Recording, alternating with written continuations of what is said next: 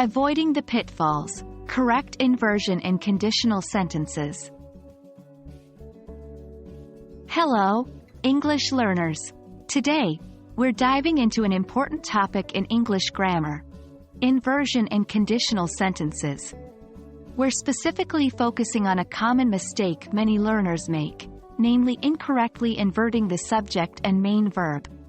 Understanding this concept will help you form correct and sophisticated sentences, so let's get started.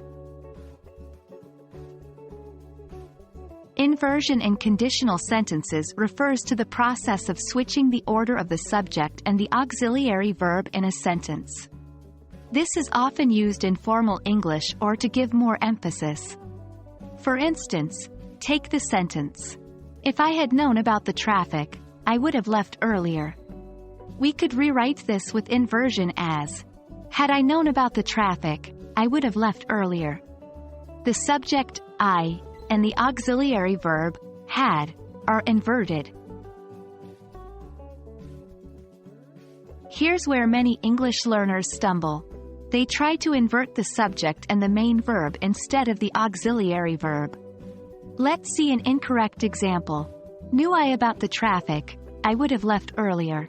In this sentence, the subject, I, and the main verb, knew, are inverted, which is incorrect.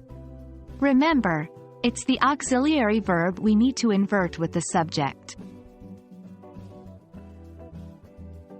So, how can we avoid making this mistake?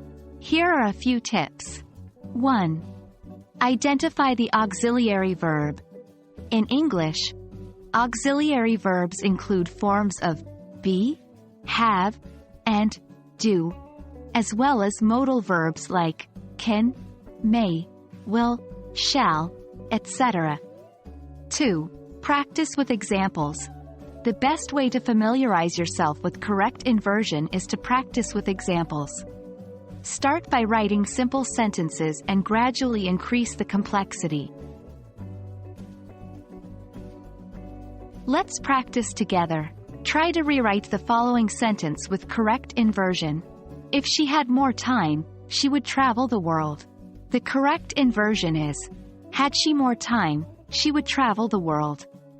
Remember, the subject, she, and the auxiliary verb, had, are the ones we invert. That wraps up our discussion on incorrectly inverting subject and main verb in conditional sentences. It's a tricky area, but with practice, you'll surely master it. Remember, when using inversion, make sure to invert the subject and the auxiliary verb, not the main verb. Keep practicing, and you'll be crafting beautifully inverted sentences in no time. Until next time, happy learning!